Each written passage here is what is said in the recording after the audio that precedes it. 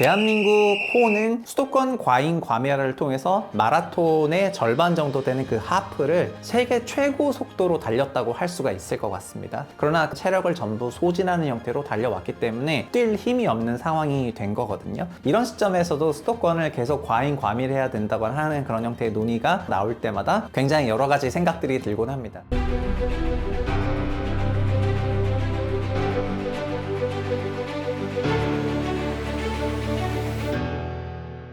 안녕하세요. 분석왕 최상욱입니다. 저는 최근 넷플릭스 드라마 삼체를 굉장히 재밌게 봤습니다. 거기서는 외계 문명이 약 400년에 걸쳐서 지구로 쳐들어오는 그런 과정을 담고 있는데, 그래서 전 지구인들이 그걸 어떻게 대비할까 하는 내용들이 나오고 있습니다. 그런데 거기 주인공 중 한 명이 이런 얘기를 하죠. 둘이 결혼해서 한 명을 낳는 게 여러 세대가 반복되면 전 지구인이 사라질 텐데 무엇을 걱정하냐, 이런 얘기를 하거든요.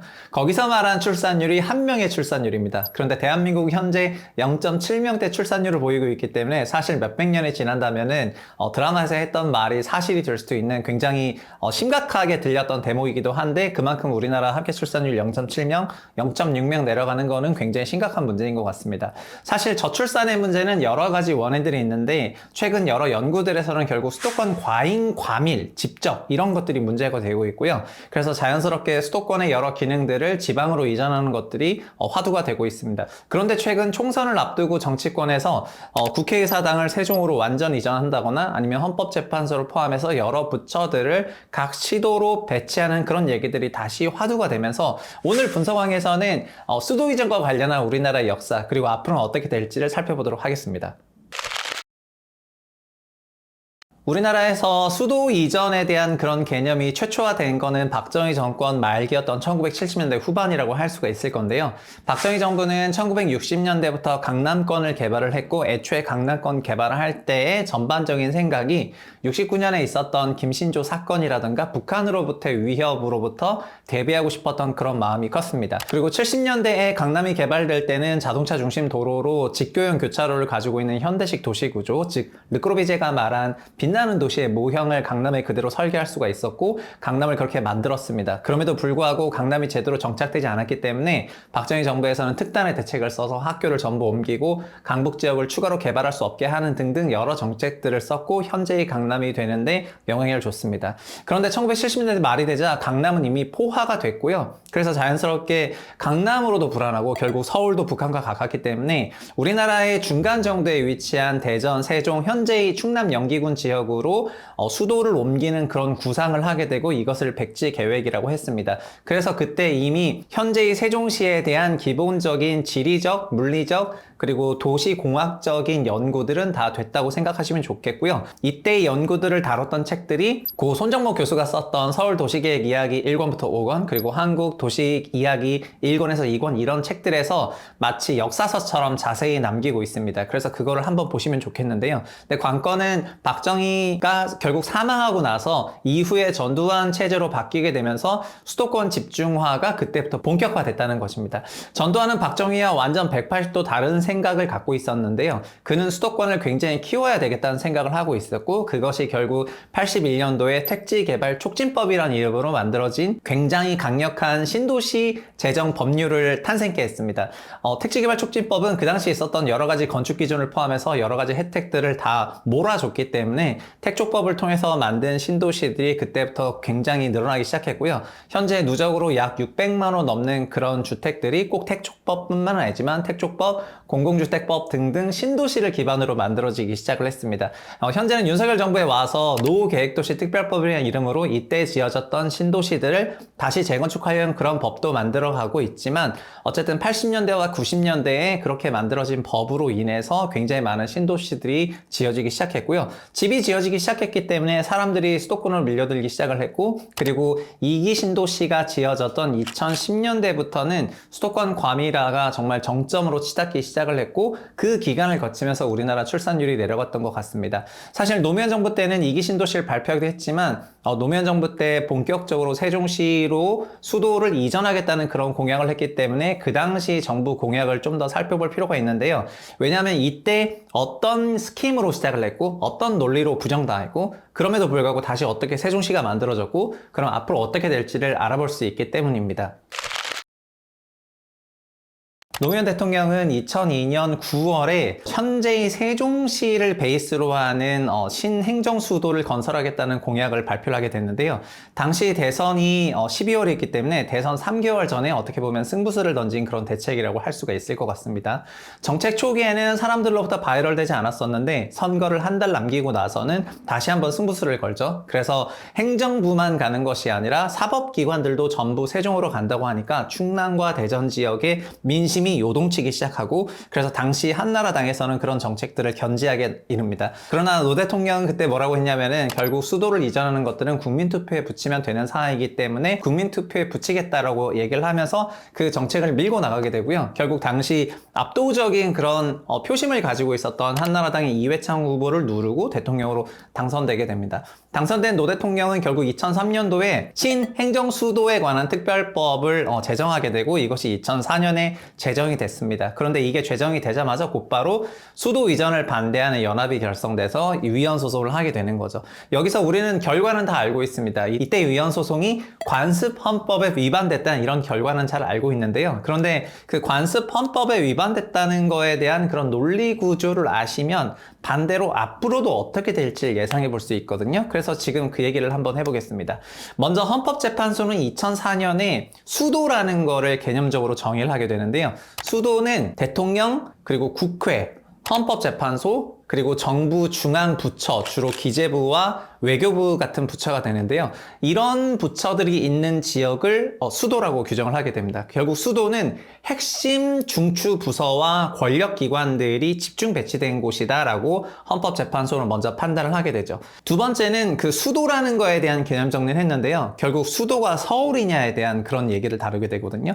사실 서울은 현대 근대 시대의 대한민국 수도였기 때문에 누구나 서울이라 할 수 있지만, 우리나라는 5,000년 유관 역사를 가지고 있기 때문에 그 유관 역사 속에서도 서울이 계속 수도냐에 대해서는 퀘스천 마크가 있거든요. 그래서 헌법재판소는 수도 서울을 조선시대 때부터 가지고 오게 되는데요. 조선시대 때부터 수도 서울로서 작동을 했고, 그리고 이후에도 지금까지 이어져 왔기 때문에 수도 서울이 성문헌법에서 말한 그런 수도 서울이다 이렇게 말하진 않았지만 관습적으로 개념적으로 우리에게 수도로 인식돼 왔다는 것을 얘기하게 됩니다. 그러면서 헌법재판소는 결국 관습헌법이라는 주제를 꺼내게 되는데요. 사실 관습헌법이라고 얘기하면 우리가 굉장히 친숙하지 않은 그런 단어일 수도 있는데, 헌법재판소의 주된 논리는 이런 방식입니다. 대한민국 사람이라면 애국가를 부르거나 한글을 말하거나 아니면 국어를 쓰는 것에 굉장히 너무나 당연하다라고 생각을 하실 건데요. 이렇게 모든 사람들이 큰 이견 없이 지속적이고 어떤 명료한 개념을 갖고 있는 거를 관습 헌법이라고 하게 되고요.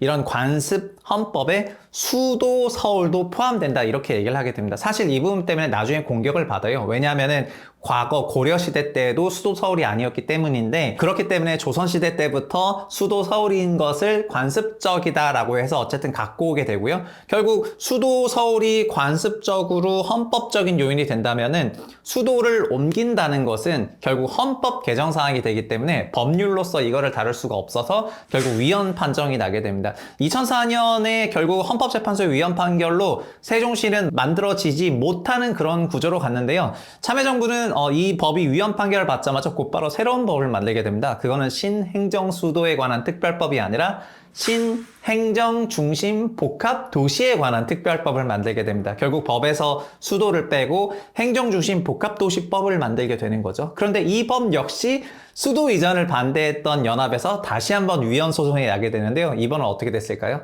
헌법재판소가 신행정중심 복합도시에 관한 특별법은 합헌 결정을 내버리게 됩니다. 왜 합헌 결정을 내버리게 됐을까요? 왜냐하면 행정중심 복합도시법에서는 대통령실을 옮기지도 않고 국회의사당을 옮기지도 않고, 그리고 기재부나 아니면 외교부 같은 그런 중추 부서도 옮기지 않았기 때문에 일반적인 행정부서만 가는 것은 수도가 가는 것이 아니라고 규정을 하면서 이 법이 합헌 판결을 받게 되는 겁니다. 그러니까 판결문을 한 줄로 요약하면 이건데요.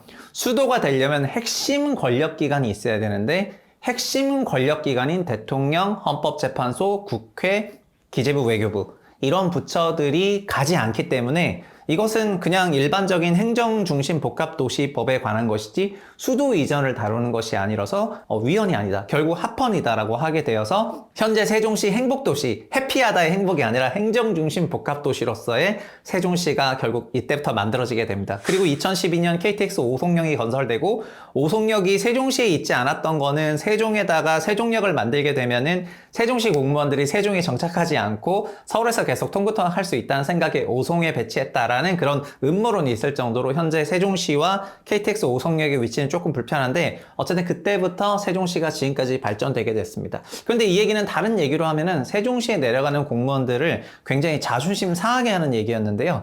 왜냐하면은 세종시는 결국 핵심 부처가 아니라고 헌법재판소가 완전히 선을 그어버린 거기 때문에 모두 다 세종시에 내려가고 싶어 하지 않는 그런 상황을 만들게 되고요. 특히 MB 때는 행정중심 복합도시의 그 규모도 과학기술부 정도로 제한하려고 그 법의 범위를 더 축소하려고 했었는데 결국 이것은 국회를 통해서 제재를 받았지만 세종시가 처음 만들어지는 과정에서 누구나 세종시를 내가 가야 되겠다 이런 생각을 가지고 가게 한 것이 아니라 내가 거기 가게 되면 핵심 부서가 아니게 되는구나 라는 생각을 만들게 하면서 세종시를 비핵심 도시로서 만들게 하는 그런 심리적인 과정이 있었습니다. 결국 과거에 강남을 개발할 때도 그랬지만 신도시를 만들게 되면은 구도심의 헤게모니가 유지가 되는 것을 원하는 그런 세력들이 거대하기 때문에 이번에도 세종시가 만들어지게 된다면은 거기로 핵심이 가는 것이 아니라 비핵심이 갔을 때는 결국 과거의 헤게모니가 유지된다는 것이고 반대로 말하면 새로 넘어가는 그런 신도시에 있는 사람들은 불만을 표출할 수밖에 없는 그런 상황에서 세종시가 만들어지게 된 것이죠. 최근 총선을 앞두고 여러 가지 공약들이 나오고 있는데요. 그 중에서 대표적인 거는 국회의사당을 세종으로 옮기겠다는 그런 얘기가 있습니다. 그런데 우리는 헌법재판소의 판결을 기억하고 있다면 국회의사당 본원이 세종으로 가게 되는 것은 헌법에서 정했다고 하는 헌재 판결문에서 수도의 핵심 기능을 세종으로 옮기는 것이기 때문에 이거는 현재는 진행되기 어려운 국면이 있는 것 같습니다.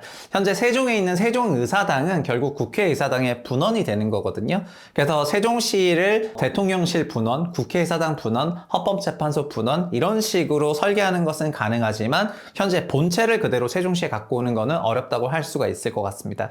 그래서 과거 문재인 정부 때 2018년도에 헌법을 개정하려는 그런 시도가 있었는데요. 뭐라고 했냐 하면은 과거 헌법재판소가 수도에 대한 기능을 핵심 부처가 위치하고 있는 것이다 라고 설명해 버렸기 때문에 헌법에서 수도는 법률로 정한다. 요 한 줄을 집어넣어서 헌법을 개정하려고 했습니다. 그렇다면 수도는 언제든지 법률을 통해서 어떤 도시로 지정될 수가 있기 때문에 세종시가 수도가 될 수도 있다는 걸 말하거든요. 그러나 2018년에 발의했던 헌법 개정의 경우에는 그 이후에 있었던 여러 가지 이벤트로 인해서 결국 유야무야 되었지만 이런 식의 솔루션을 쓸 수도 있다는 것이지요. 그리고 시대가 지나서 나중에 이런 판결문이 또 달라질 가능성도 있기 때문에 여기서부터는 약간 열린 결말이라고 하겠지만 현재 헌법재판소 판결이 그대로 있는 상황에서 대통령실 본체가 세종시로 온다거나 국회의사당 본원이 세종시로 완전히 이전한다거나 헌법재판소가 완전히 세종시로 이전한다거나 하는 것은 현재는 어렵다 이렇게 생각하시면 되겠습니다. 이것은 결국 법률로서 고쳐가야 할 그런 요인이라고 할 수가 있을 것 같아요.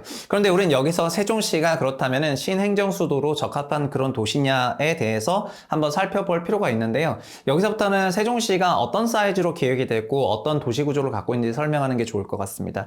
세종시 전체 면적은 약 70제곱킬로미터로 서울시의 8분의 1 정도 되는 그런 사이즈를 가지고 있는데요. 70제곱킬로미터라는 면적이 직접적으로 체감되시지 않겠지만 분당보다 약 3배 정도 큰 그런 도시 면적이라고 보시면 될 것 같습니다. 근데 현재 분당보다 3배 크지만 분당의 3배에 해당하는 인구를 수용하고 있지는 않은데요. 왜냐하면 현재 세종시는 반지 모양으로 만들어져서 전체 6개의 권역으로 나눠져 있는데 그 가운데가 텅 비어 있거든요. 세종시 전체를 그래서 면적 비율로 나누게 되면은 녹지 비중이 52%가 넘어갈 정도로 도시 전체가 녹지에 과잉 배치를 했다. 그렇게 생각될 정도로 텅 비어 있다고 생각하시면 되겠습니다. 그리고 도시 전체가 넓기 때문에 도로의 전체 면적은 약 12% 정도 되고요.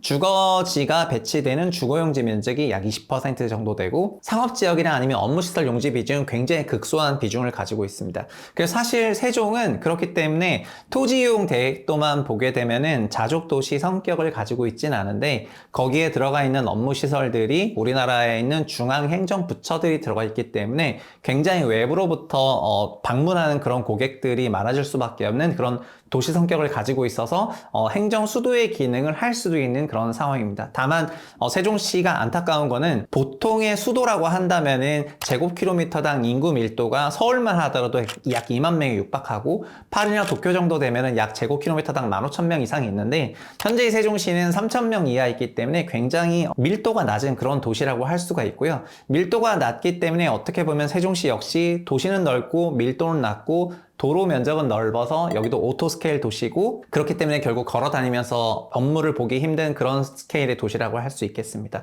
사실 이미 토지 이용 계획도가 어느 정도 나왔고 그리고 도시 전체가 6구역까지는 기본 설계가 다 되어 있기 때문에 여기서 도시 기능을 계속해서 추가하면서 세종시를 키울 수 있느냐 그것도 사실은 퀘스천 마크가 있죠. 그래서 저는 통근 통학률을 보면서 도시의 자족성을 판단하는데 세종시는 안타깝지만 통근 통학을 하는 도시가 아니라 대전으로 거꾸로 통근 통학을 하러 가는 그런 도시가 되겠습니다. 그래서 세종, 대전을 복합적으로 보게 되면은 대전이 오히려 더 훨씬 큰 도시이고 그리고 대전으로 통근 통학을 세종에서부터 해오기 때문에 어떻게 보면은 세종은 대전의 위성도시격으로 지금 자리매김하고 있는 그런 상태라고 할 수가 있을 것 같습니다. 결국 세종시는 최초에 계획했을 때는 강남을 대체할 정도의 박정희 때는 그런 엄청난 도시로서 기획을 했지만 결국 그 과정에서 관습헌법이라는 것을 새롭게 법 기술자들이 만들어내면서 그 부분을 적용했고 세종이 초기에 충분히 정착되지 않는 그 약 10년의 기간을 결국 지나버렸기 때문에 현재는 새로운 수도로서 작동하기에는 다소 좁은 그리고 도시 설계가 다소 애매하게 형성된 그런 도시 지역이라고 할 수가 있을 것 같습니다.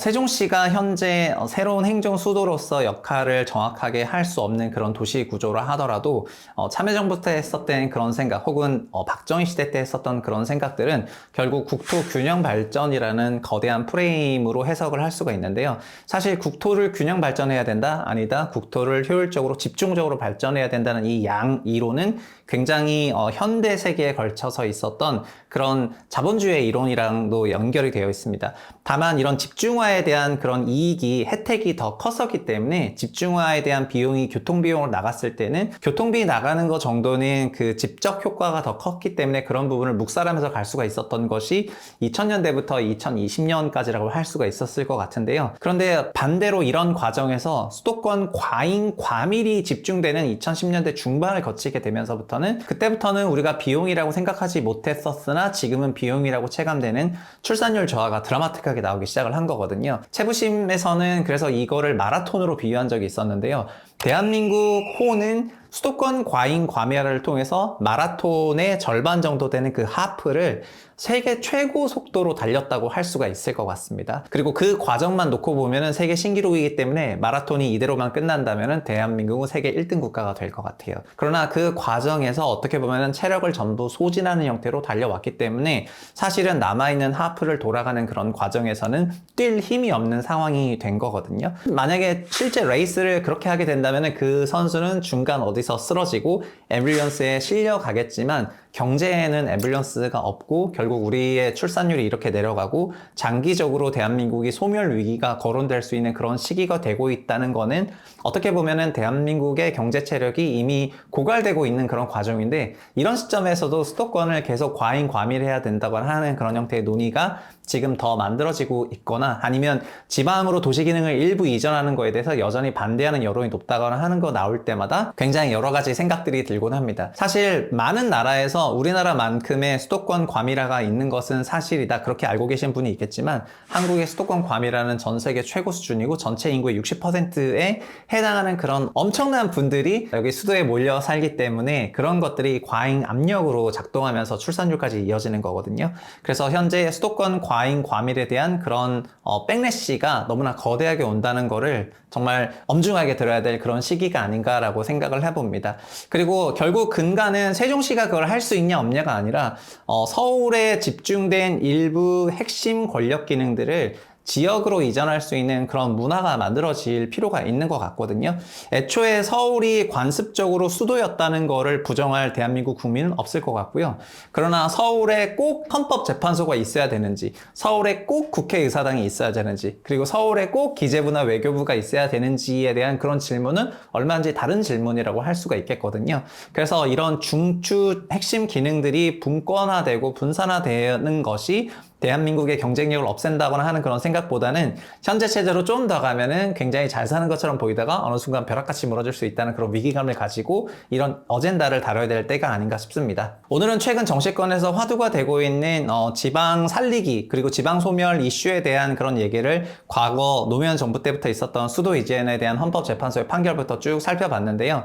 결국은 헌법을 고치게 되면은 많은 것들이 고쳐질 거기 때문에 헌법 개정이 갖고 있는 그런 강력함도 우리가 한번 예상해 볼 수 있을 것 같습니다. 과거 2004년에 결국은 강남 집값을 잡기 위해서 헌법재판관들이 주요 핵심 기능들을 세종으로 보내기 싫어했다는 그런 음모로부터 벗어나려면 결국 이런 이슈 역시 헌법을 통해 가지고 풀어야 되는 그런 이슈가 아닌가라는 생각을 한번 해봅니다. 앞으로 법이 어떻게 될지는 저도 잘 모르겠고 지켜봐야 되겠지만 그 법이 있었던 과거에 어떤 일들이 있었고 그걸 통해서 우리가 미래를 또 예상해 볼 수 있기 때문에 오늘 영상이 미래를 결정하는 데 있어서 도움이 됐으면 하는 바람입니다. 다음 시간에 좋은 내용으로 또 찾아뵙도록 하겠습니다. 감사합니다.